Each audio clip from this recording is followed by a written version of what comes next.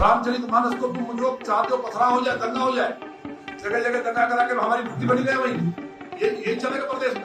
89 का आईटीसी किए वो वैश्विक संगठन बना करके लगातार संघर्ष किए, बहन बेटियों के लिए दुराचारियों से लड़ते हुए गाय काटने वालों के खिलाफ 32 बार जेल गया। सरकार अच्छा काम कर रही है, इसका पाठ करा रहे हो, ऊपर से बहनों को मतलब मेरा यही तो अपराध है और क्या अपराध है।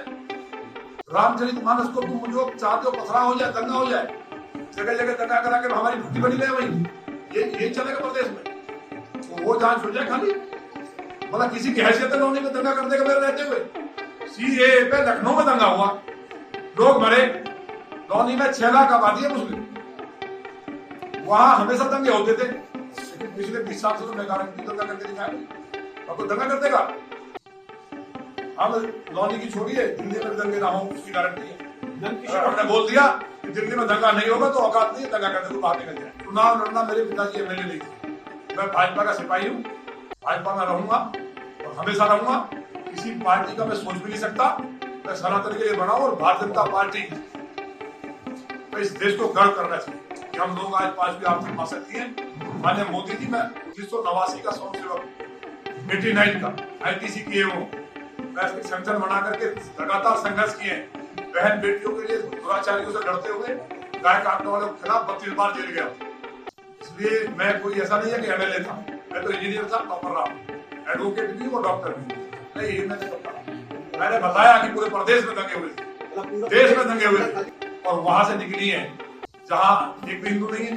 अरे भैया, मुस्लिमों ने फूल बरसाए, दंगा रोकने की स्ट्रेटेजी आप मोहब्बत करते हैं उनसे समझ, आपने कहा कि हिम्मत नहीं होती। नहीं तो जो गलत लोग हैं वो उनके लिए तो हम महाकाल के भक्त हैं, उनकी शक्ति की होगी, उनका जो माल था वो कम हो गया, उससे बौखला करके जो निकल के आया है उन्होंने मेरा ही उल्टा बता दिया कि मैं सरकार कर रहा हूँ, सरकार गिरा रहा हूँ, मेरे कपड़े फटे में घूम रहा हूँ बदहाल, और लगातार जो लोग चला रहे हैं मेरा हाथ जोड़ के निवेदन, ये पाप ईश्वर देख रहा है। सिकंदर भी खाली हाथ गया था, ये नैरेटिव हटना चाहिए। जो विधायक है बेचारे, जनता उनके पास आती है, वो मजबूरी में अधिकारी को फोन करते हैं और अधिकारी लगातार बदतमीजी कर रहे हैं। खुलेआम जो हो रहा है पूरा प्रदेश देख रहा है। मुझे उम्मीद है कि मेरी बात माननीय मंत्री तक पहुंचेगी, हालांकि मैंने टाइम लिखवाया है, लेकिन मेरी हर तरह से जांच करनी, पहले भी करनी, और ये नैरेटिव हटना चाहिए।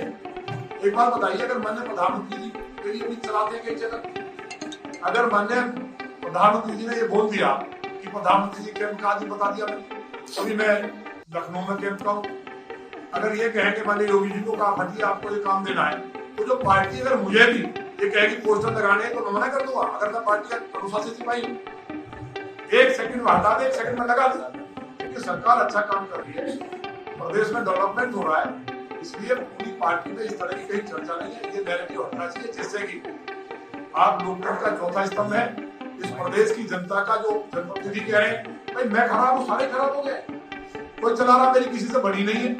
भाई पवन कुमार थे, उनको सस्पेंड क्यों किया? वैभव कृष्ण थे, उन्हें सस्पेंड क्यों किया? और तीसरे ये महान व्यक्ति है, 5 बजे बैठ जाते हैं, अपने जनता से एक घंटा लगे हो बताओ। उसके अलावा तो तमाम पाठक जी आए, अग्रवाल साहब थे, सुधीर जी थे, तमाम आईपीएस और आईएएस अधिकारी आए, लेकिन जो डकैत है, बेईमान अधिकारी है, जनता ने मुझे चुना है, मेरी पार्टी ने मुझे इस काम के लिए बैठाया है, भगवान ने मुझे ड्यूटी दी है कि मैं जनता को भगवान मान के काम करूं, और जो डकैती डाला तो लौनी में डलेगी नहीं, प्रदेश का जिम्मेदार नहीं हूं। लौनी में जो बेईमानी करेगा, जनता को लूटेगा, वो मेरे भगवान है। यही काम पार्टी ने किया, उनके खिलाफ मैं कार्रवाई कराऊंगा, चाहे मुझे गोली लग जाए। जब तक मुझ में एक भी खून की बूंद है, लौनी में रामराज था वो रहेगा, और जो हमला जिन्होंने किया है उसको इंसाफ नहीं मिलेगा। मेरी बहनों के कपड़े फटे और मैं कपड़े पहन के घूमूं, उनके चोट लगे, घूटे टूटे पड़े।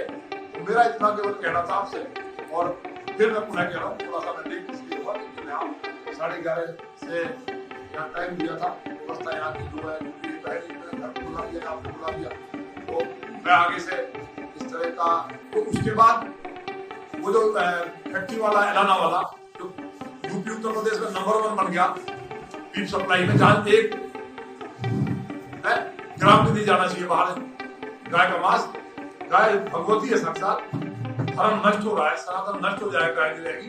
तो अब तक भी वो एलाना वाले को नोटिस नहीं, मैं राम कथा करूंगा तो उससे कारण पूछा जाएगा, तो विधायक जी मुख्यमंत्री जी से आपने कब समय लिया और कितने दिन हो गए कि आपको समय नहीं मिला? मैंने 20 तारीख को भी लिया था जब मुझे संयुक्त की जानकारी आई और मैंने बताना चाहता था कि वो सब हो रहा है और मुख्यमंत्री जी आपको समय नहीं दे रहे।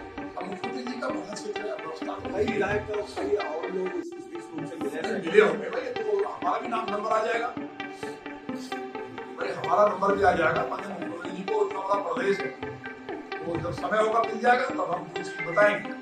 आपको केवल इतना ही कहना था कि भाई हम ये सब सोच भी नहीं सकते ना, पार्टी के खिलाफ है, पार्टी हमारी प्राण है, पार्टी करके है इसी बात है कि पार्टी के पोस्टर चिपकाने आ जाना हम करेंगे। उनको मैंने बता दिया कि जैसा आप आदेश करेंगे वैसा मैं करूँगा। क्या आश्वासन मिला उनकी तरफ से?